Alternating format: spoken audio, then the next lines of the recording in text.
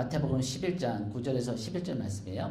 그래서 여러분들이 스크린에 나오겠지만 자기 성경을 좀 찾아보시고, 왜 제가 그거 강조하냐면은 9절부터 11절만 보시면 안 돼요. 그 전 구절과 그 다음 구절과 이 마태복음 11장에서 어떤 배경 가운데 이런 말씀이 나오는지를 우리가 알아야지, 그렇지 않으면 말씀을 띄엄띄엄 배워가지고 우리가 성경을 잘 모를 수 있거든요. 그래서 제가 이 본문 말씀은 스크린에 띄우지만, 가능하시면은 자기 성경을, 또 성경이 필요하신 분이 있다면 저에게 얘기하세요. 제가 기쁜 마음으로 사드리겠습니다. 그래서 이 말씀을 같이 읽으면 좋겠습니다. 같이 한 목소리로 읽겠습니다. 시작.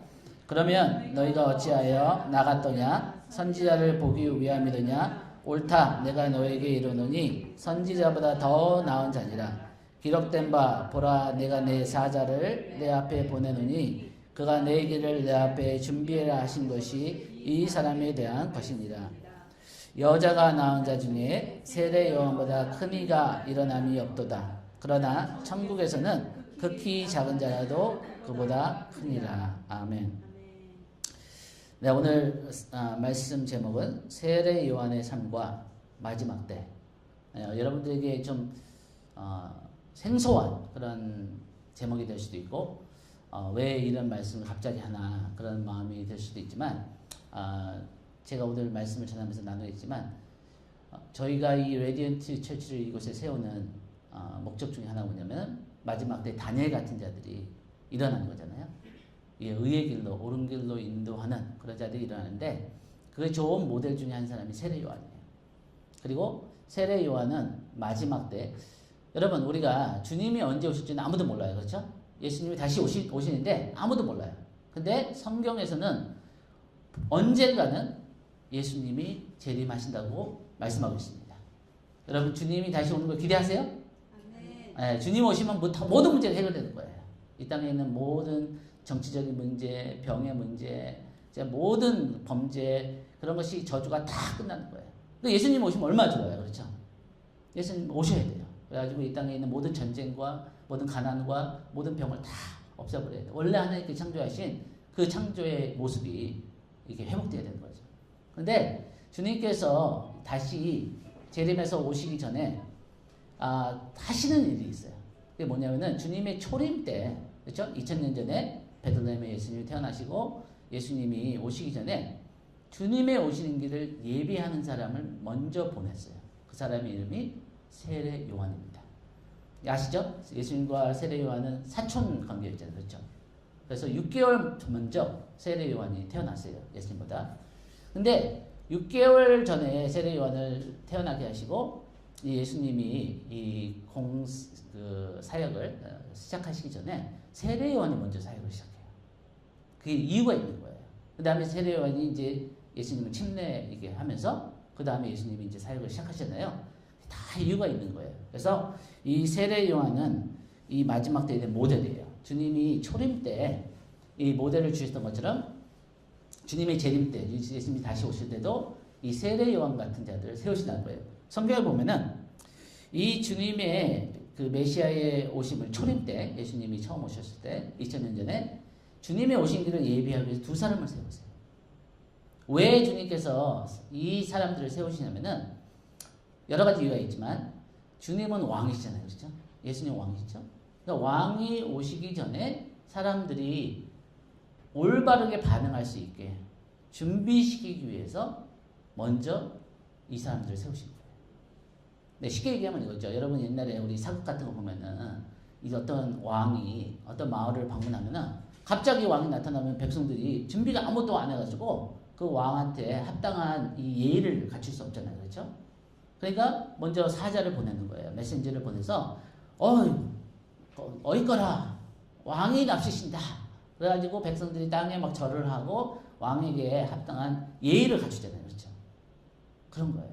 그 한 인간인 왕도 올 때 우리가 예의를 갖춰야 되는데, 이 만왕의 왕이신 예수님이 다시 이곳에 오실 때, 이 땅에 오실 때 주님께서는 그분에 합당하게 사람들이 반응할 수 있게 준비시키기 위해서 사람들을 세우시는 거예요. 그 모델이 두 명이 있는데, 한 명은 안나고 한 명은 세례 요한입니다. 그래서 안나에 대해서 잠깐 살펴보면은 어떻게 안나가 주님의 오신 길을 예비했는지, 초림 때. 누가복음 2장에 보니까 또 아셀 지파 바누엘의 딸 안나라 하는 선지자가 있어. 나이가 매우 많았더라. 그가 결혼한 후 7해 동안 7년 동안 남편과 함께 살다가 과부가 되고 84세가 되었더라. 만약에 한 17살 때 결혼했다 그러면은 더 일찍 결혼할 수 있지만 그 당시에는 24살 때 남편이 죽은 거예요. 그러면은 24살부터 84세는 60년을 혼자 산 거예요.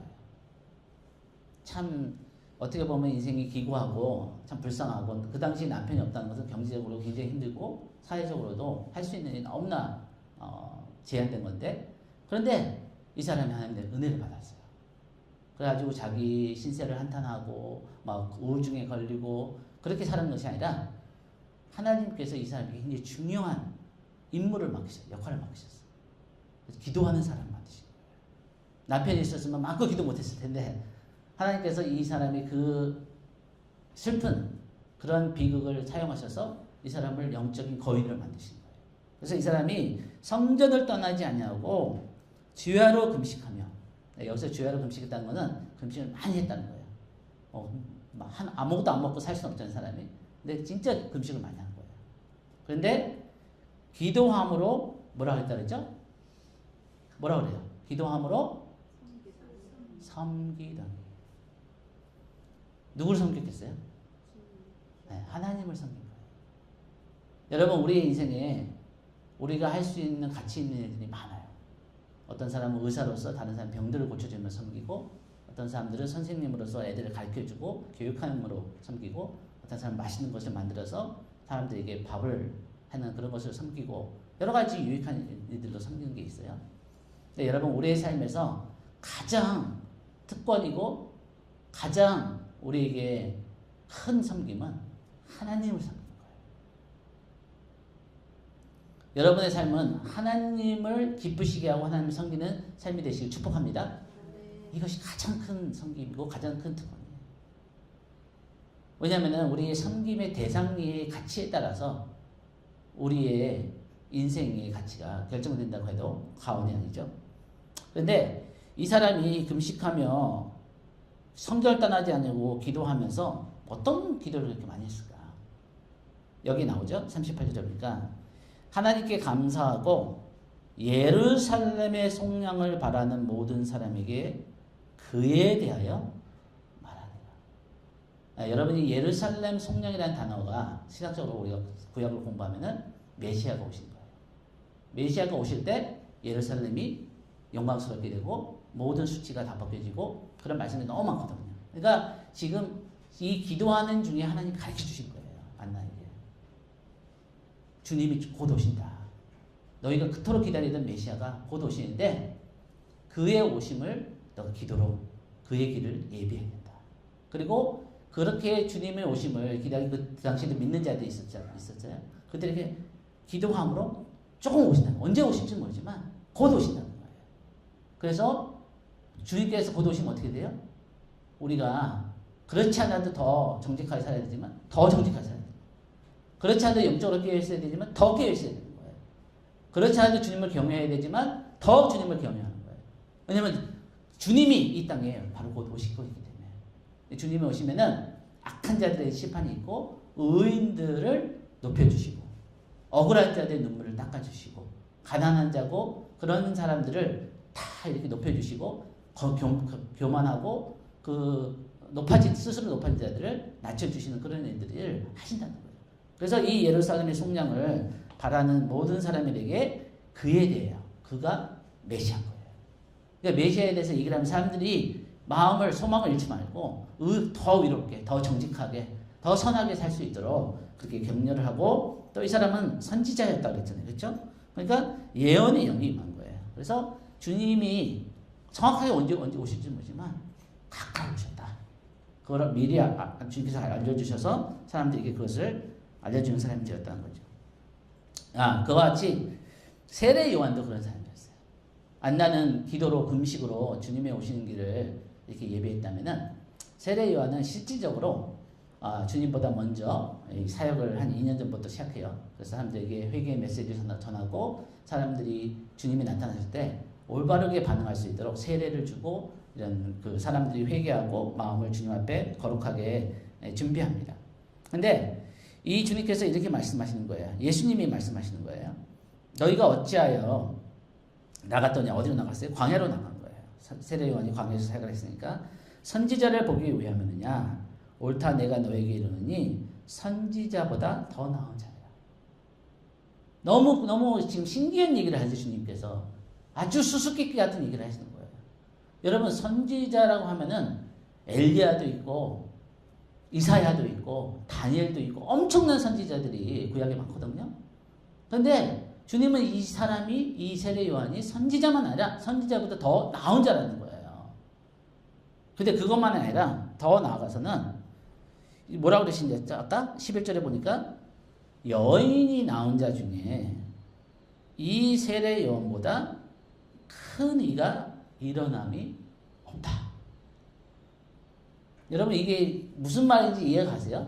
지금 이 주님께서 말도 안 되는 말씀하시는 거예요. 그 당시에 이 얘기를 듣는 이스라엘 사람들은 이 주님께서 과장을 하셔도 너무 과장을 하시는 거예요.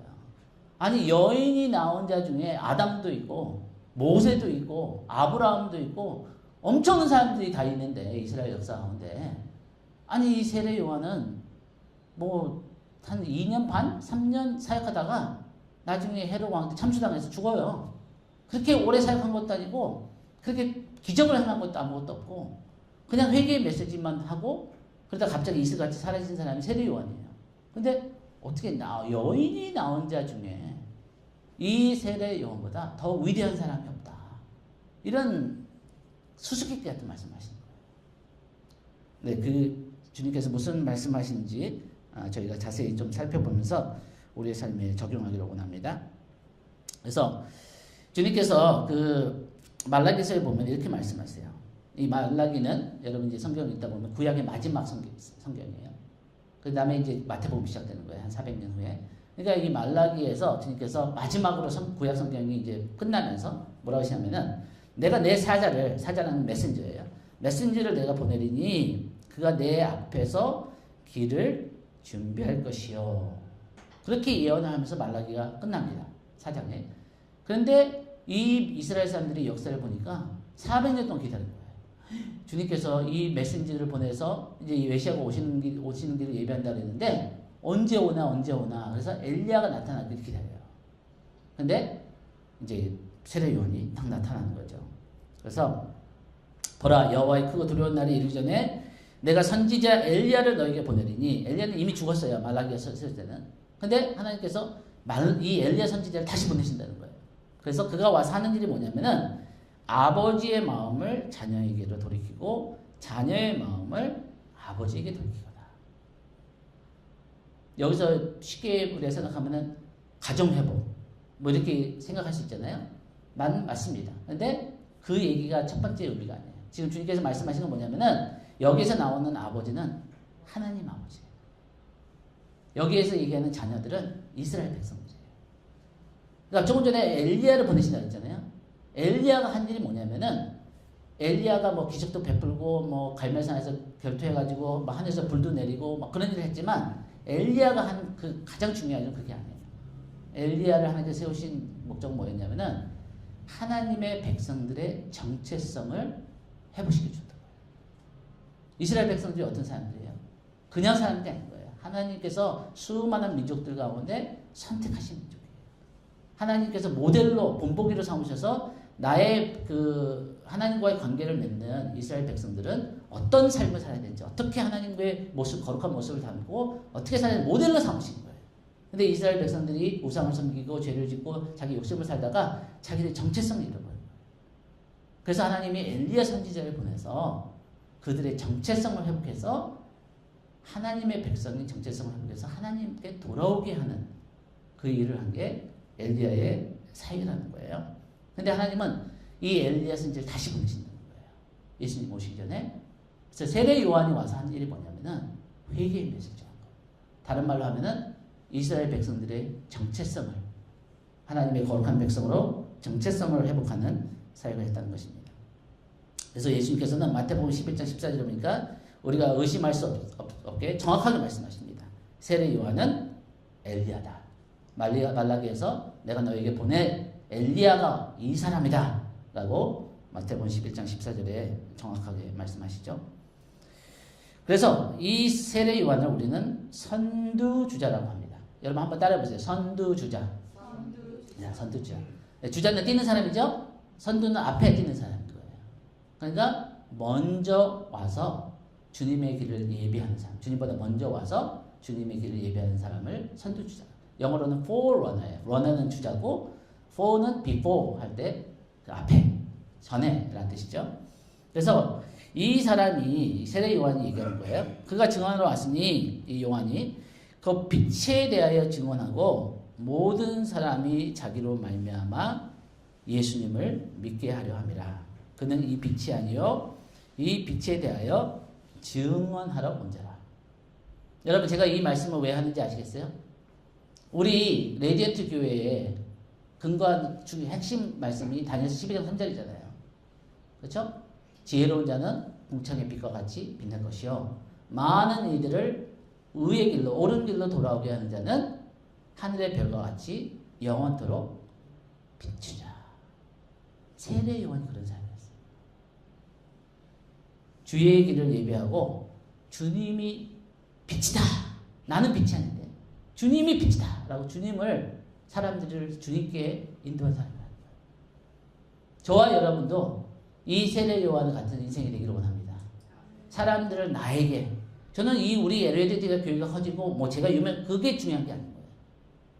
이 작은 교회를 통해서 한 영혼이라도 예수님을 만날 수 있다면 예수님이 얼마나 그 영혼을 사랑하는지 그 영혼을 위해서 죽기까지 사랑하신 그 예수님을 그 영혼이 만날 수 있다면 우리는 할 일을 다 한 거예요. 그걸로서 세례 요한은 만족했어요. 왜 예수님께서 세례 요한을 여인이 낳은 자 중에 가장 큰 자라고 말씀하신 그 이유가 몇 가지 있는데 그 중에 하나가 첫 번째 세례 요한은 어느 사람들보다 어느 사역자들보다 예수님에게 초점 맞추자. 뭐라 그랬죠? 나는 망해야 되는데 주님은 흥해야 된다. 나는 그 신들매도 그 신발끈도 묶을 수 있는 자격이 없는 사람이다. 그 정도로 예수님의 영광과 예수님의 위대함과 존귀함을 알았던 사람이에요. 그러니까 주님 앞에 이 예수님을 나타내는 것이 우리의 삶의 가장 큰 영광인 거예요. 예수님이 높아지면은 사람들은 그 예수님에게 끌리게 돼 있어요. 그래서 여러분 우리의 삶에 우리 자신이 나타나는 것이 아니라 예수님을 나타내는 우리의 삶이 되기를 축복합니다. 광야에서 외치는 자의 소리다 라고 자기 자신의 정체성을 얘기합니다.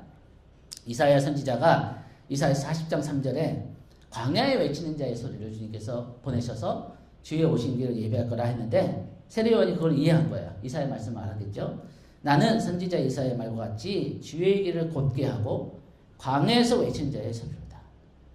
이 세례 요한이 그렇다고 도로 공사를 하고 뭐 길을 공사를 한 건 아니에요. 여기서는 영적인 걸 얘기하는 거죠.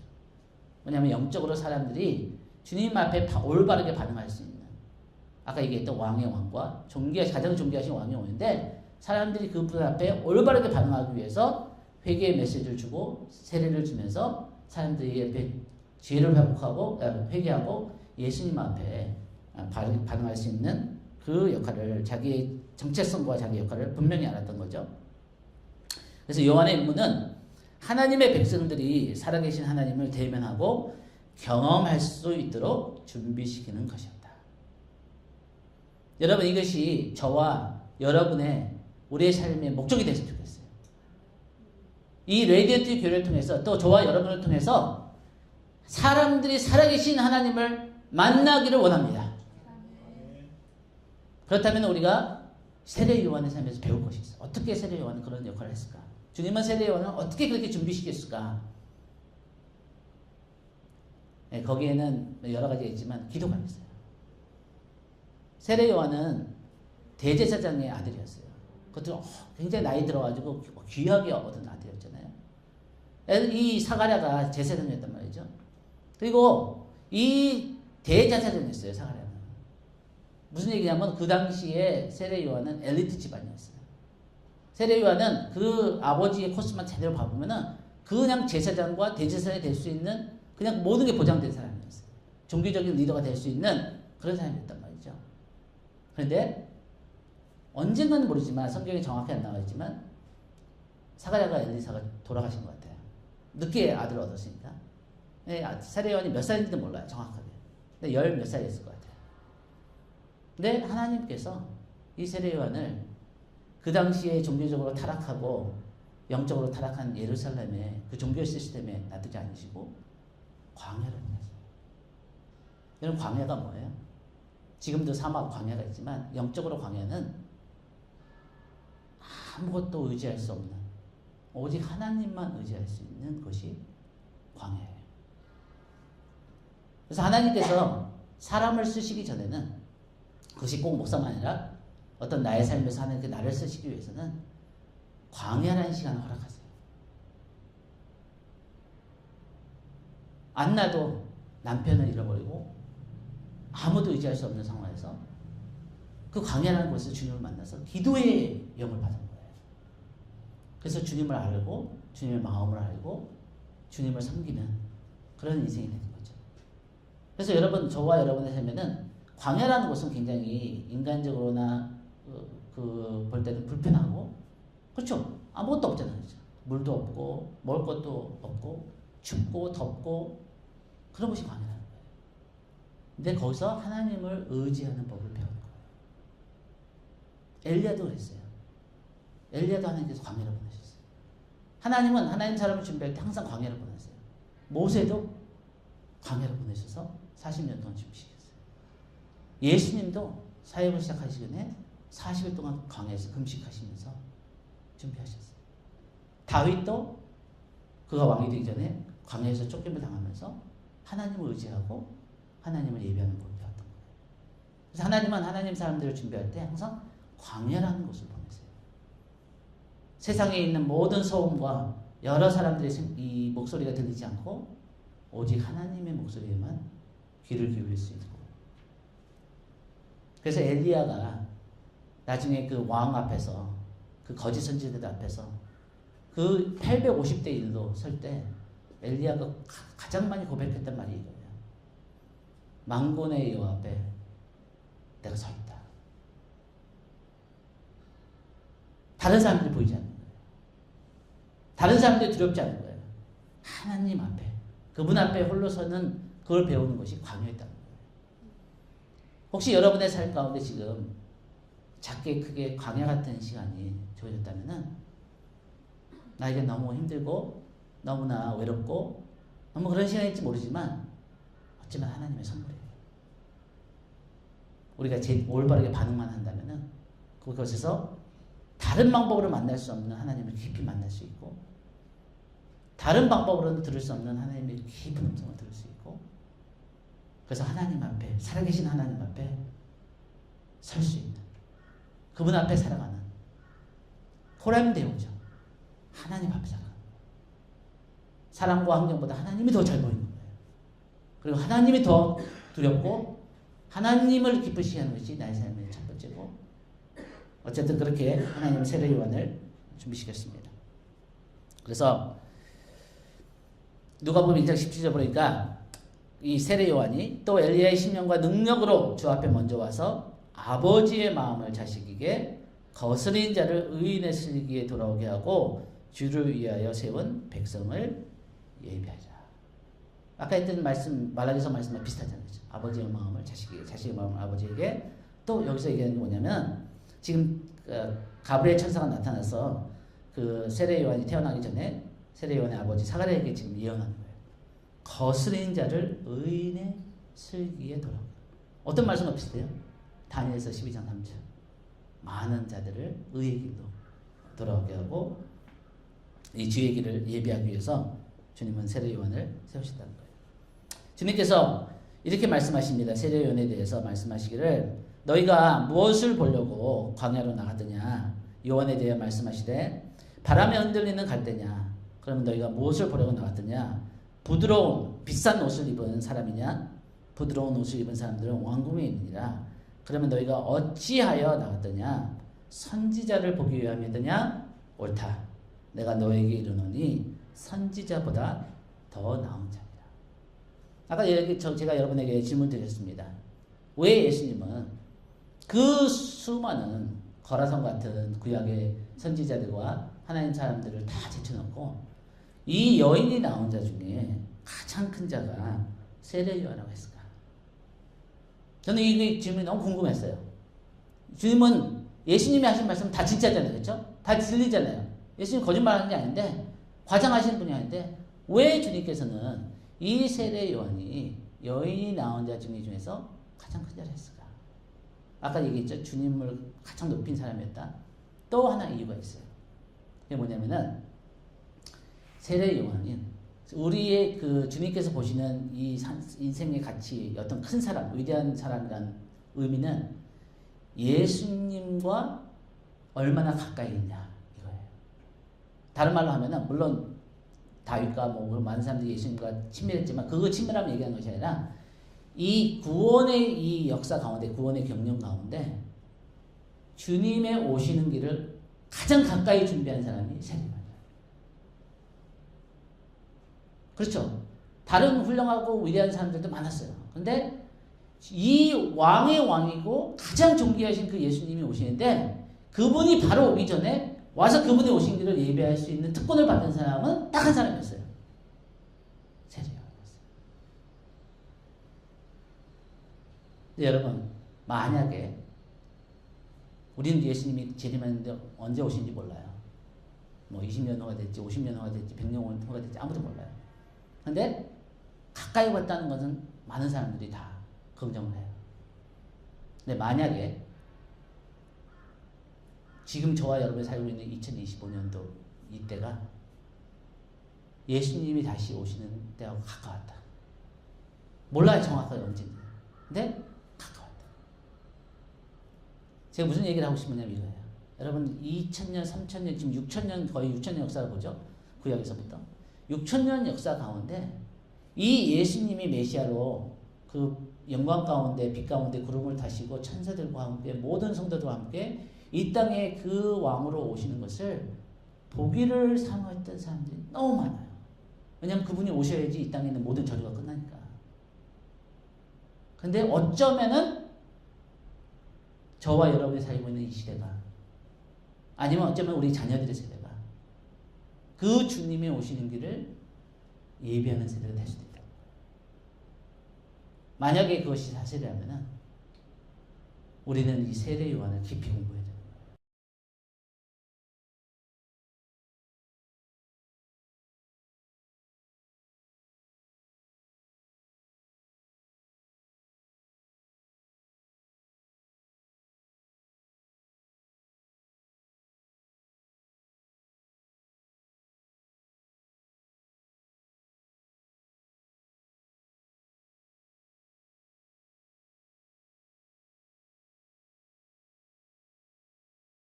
엘리야를 닮았죠.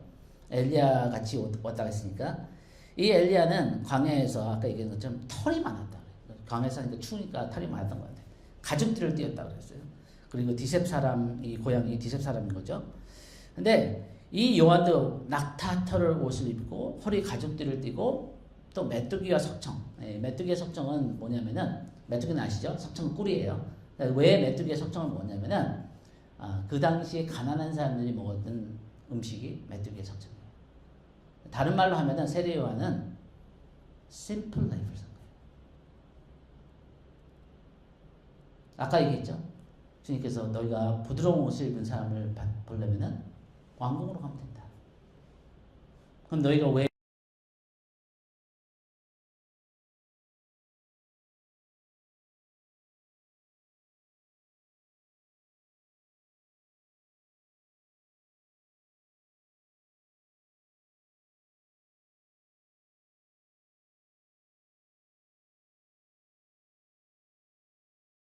주님 앞에 그렇게 쓰임받는 세례형 같은 사람이 되기 위해서는 simple life를 살아야 돼요. 너무 복잡한 거 말고 너무 많은 것을 누리고 너무 많은 것을 먹고 너무 많은 것을 입고 뭐 그렇게 살아도 하나님께 주신 걸 감사하게 누릴 수 있어요. 그건 죄가 아니에요. 하나님께서 주신 것을 감사하고 누리는 것은 좋은 거예요. 근데 어쩌면은 하나님께서 특별한 때에 특별한 방법으로 우리를 준비시키기 위해서 그 주님의 오신 길을 예비해서 그게 심플 라이프를 요구하신다. 세상 사람이 살아가는 그런 방법과 똑같이 살아가는 것이 아니라 더 중요한 일이 있기 때문에 더 영광스럽고 존귀하신 그분이 오시는 때가 가까웠기 때문에 우리 정신을 차리고 허리띠를 졸라매고 진짜 영적으로 깨어있고 그래서 하나님께서 은혜를 주신다면은 금식도 하고 하나님께서 은혜를 주신다면은 더 기도의 시간을 보내고 더 주님 앞에 집중하고 그래서 이 진짜 이 역사적인 인류 역사의 가장 클라이맥스가 되는 주님이 오시는 그 길을 우리가 예비할 수 있는 세례요한 같이 할 수 있는 이 세례요한을 통해 하나님께서 하시고자 했던 일은 뭐냐면은 하나님을 아는 지식의 회복이었어요. 여러분 우리가 하나님을 안다고 해요. 많은 교회들이 있어요. 이 땅에도 성경책 너무 많아요. 유튜브에 너무나 많은 메시지들이 있어요.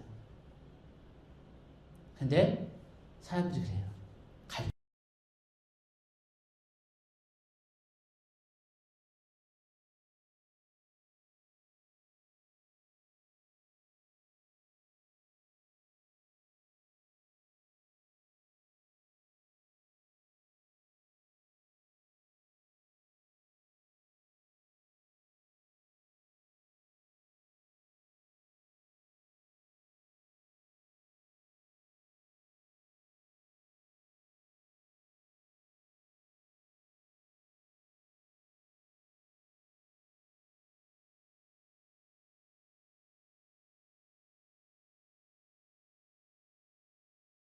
많은 책들이 있고 많은 유튜브가 있고 많이 있지만 살아계신 하나님을 진짜로 만난 사람들은 많지 않다는 거예요.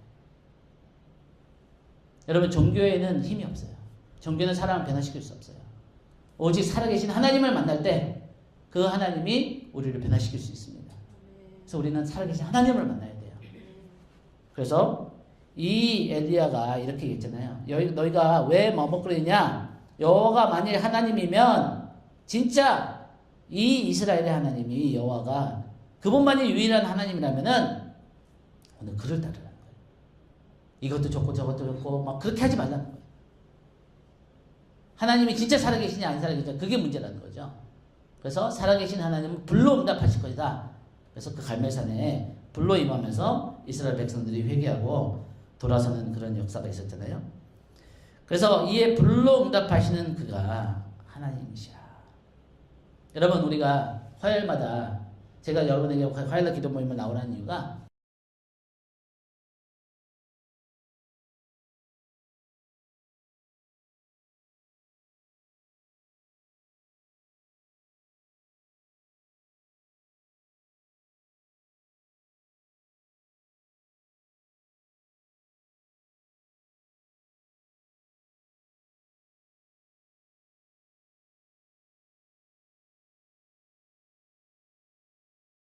내가 없는 것을 다른 사람에게 줄 수 없는 거예요. 그럼 우리가 하나님을 내가 깊이 만난 만큼 내가 하나님이 내 삶에서 역사하신 것을 아는 만큼 다른 사람에게 줄 수 있고 알려줄 수 있다는 거죠. 그래서 우리가 말씀 듣고 뭐 이렇게 예배 드리는 것도 좋지만 진짜 깊은 기도 시간 가운데 성령님을 만나고 그래서 우리의 삶에 살아계신 하나님의 역사가 일어날 때 그때 다른 사람들도 부인할 수 없는 하나님을 다른 사람에게 보여줄 수 있다는 것입니다. 네, 시간이 많이 가서 제가 좀 스킵하고 네, 이 세례 요한은 성별된 자였어요. 구별된 자였다는 거죠. set apart. 그러니까 뭐냐면은 아까 얘기했지만 하나님은 특별한 방법으로 특별한 사람을 특별하게 준비시킨 거예요. 그렇지 않으면 그냥 평범한 거예요. 그래서 세례 요한 같이 우리가 조금이라도 하나님 앞에 쓰임 받기를 원한다면은 우리 안에도 좀 뭔가 특별한 반응이 있어야 된다는 거죠. 이 누가복음 1장 15절 보니까 주님께서 이 세례 요한에 대해서 뭐라고 하시냐면은 이는 그가 주 앞에 큰 자가 되며 그러니까 성경은 하나님이 모든 사람들을 다 사랑하시는 그렇죠? 다 사랑하세요. 근데 모든 사람들이 하나님 앞에 똑같지 않아요. 여기서 뭐는 거예요? 큰 자가 있고 작은 자가 있다는 거예요. 키를 얘기하는 게 아니에요.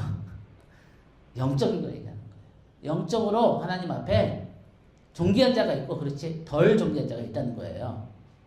근데 하나님 앞에 이 세례 요한은 큰 자가 되는데 이 특별한 방법으로 하나님 앞에 준비된 거예요. 그것 중에 하나가 뭐냐면은 특별한 헌신이 있었어요. 나시린의 서약을 이 세례요한의 삶에 하나님께서 얘기하셨는데, 나시린의 서약은 민수기 6장에 나옵니다. 제가 간단하게 세 가지만 얘기할게요. 민수기 6장을 찾아보시면은 하나님께서 이스라엘 백성들의 역사 가운데 그들의 죄 때문에, 그들의 우상 숭배 때문에 이 적들에게 이제 억압을 받고 막 나라도 뺏기고 막 그 수치를 당하고 그럴 때 하나님께서 기름을 부으셔서 사사들을 부르시잖아요. 그렇죠? 그래서 이스라엘 구원하세요. 근데 그 사사들에게 요구하신 것이 뭐냐면은 나시린의 서약이에요. 그러니까 무슨 얘기냐면 하나님께서 특별하게 사용하시기 위해서는 하나님 앞에 특별하게 헌신되고 구별되고 준비될 필요가 있었다는 거예요. 삼손이 그런 사람이죠. 그래서 삼손은 태어나면서 포도주를 입에 대지 말라. 머리를 자르지 말라. 죽은 것을 가까이하지 말라. 이것을 얘기하신 것이 민수기 6장입니다. 여기 보니까 이 삭도를 절대로 그의 머리에 대지 말고 시체를 가까이 하지 말며 그 다음에 포도주와 이 독주된 것을 마시지 말며 이 세 가지를 말씀하셨어요. 이 세 가지가 그럼 무슨 뜻일까? 우리 삶에 어떻게 적용할까? 이겁니다. 여러분, 포도주는 뭐냐면은 성경에 지속적으로 나오는 그 의미가 포도주는 즐거움이에요. 그러니까 뭐냐면은 하나님께 주신 즐거움,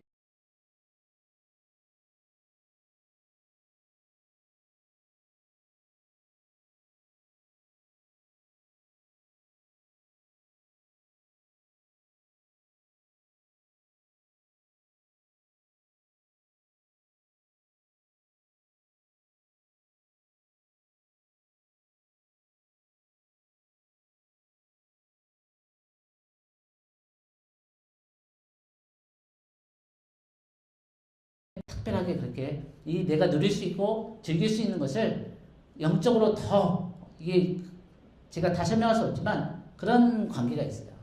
내가 육적으로 너무 즐겁잖아요. 그럼 영적으로 약해져요. 근데 영적으로 강해지면은 육적인 것이 그렇게 끌리지 않고 거기 매이지 않아요. 그래서 우리 안에 특별한 어떤 심플 라이프, 금식의 삶, 이 세상의 즐거움을 특별한 목적과 특별한 이유 때문에 더 위대한 것을 취하기 위해서 덜 중요한 것을 내려놓는 지인 거예요. 그리고 삭도를 대지 말라. 이 머리는 뭘 얘기하냐면 헌신을 얘기해요. 하나님 앞에 전심의 헌신을 얘기하는 거죠. 머리를 자르지 않는 것은 하나님 앞에 뭐 20%, 50%만 헌신하는 게 아니라 100% 헌신하는 것을 의미한다고 볼 수 있습니다. 또 이 죽은 것을, 시체를 가까이 하지 않는 것은 뭐냐면은 거룩함을 얘기해요. 이 거룩한, 이 죽은 것들은 부정한 것들이거든요. 그러니까 내 삶에 하나님 앞에 철저하게 회개하는 거예요.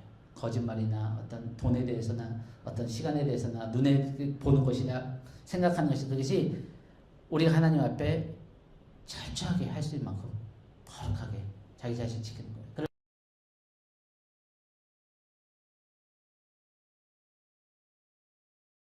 하나님께 구별된 자 이 세례 요한을 하나님께서 뭐라고 그러셨냐면은 이렇게 말씀하십니다. 여자가 낳은 자 중에 가장 큰 자인데 이 세례 요한을 켜서 비추는 등불이다. 어디에 나오냐면은 요한복음 5장 33절 35절 나옵니다. 우리 한 목소리 한번 읽겠습니다.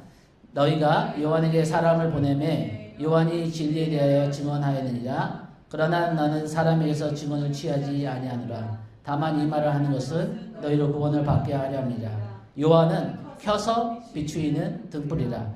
너희가 한때 그 빛에 즐거이 있기를 원하였거니와. 여기서 얘기하는 예수님께서 세례 요한의 삶을 한마디로 요약을 하세요. 세례 요한은 어떤 사람이냐? 켜서 비추는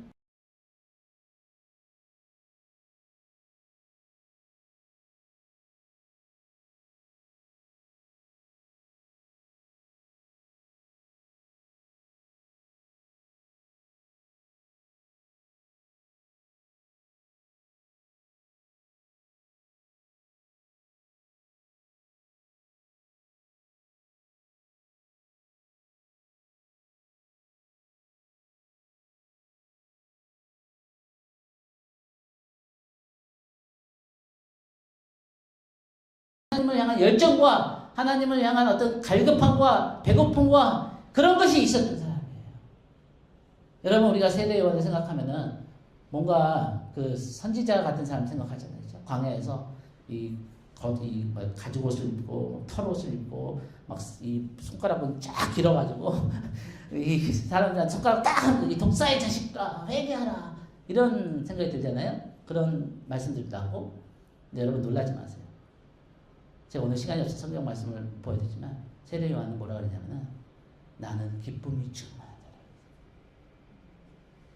광야에 있었지만 외롭지 않았다. 외로웠지만 외롭지 않았다. 하나님께서 그 마음에 가까이 계시기 때문에 하나님을 향해 불탄 사람이다. 근데 하나님을 향해서만 불탄 것이 아니었어요.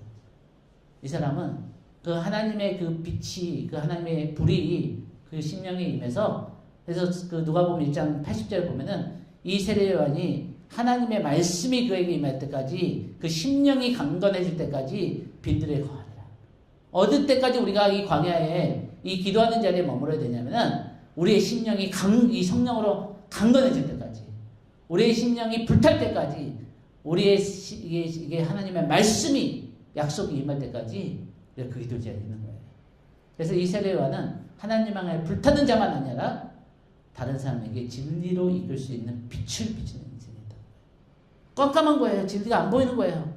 사람들은 하나님께 올 수 없는 거예요. 근데 이 세례 요한의 이 삶을 통해서 사람들이 진리를 본 거예요. 예수님을 본 거예요. 그래서 사람들이 하나님께 나올 수 있는 길을 찾았다는 거예요. 멋있지 않아요? 여러분들 이런 삶을 살고 싶지 않습니까? 이왕 우리 얼마 더 살지 모르잖아요. 그렇죠? 우리 20년 더 살지 뭐 30년 더 살지 아무도 모르는 거예요. 근데 이왕 한번 사는데 하나님 앞에 인정받고 하나님을 향해서 불타고 사람들에게는 그 예수님의 빛을 비춰줄 수 있는 그런 멋진 저와 여러분의 인생이기를 주님으로 축복합니다. 기도하겠습니다.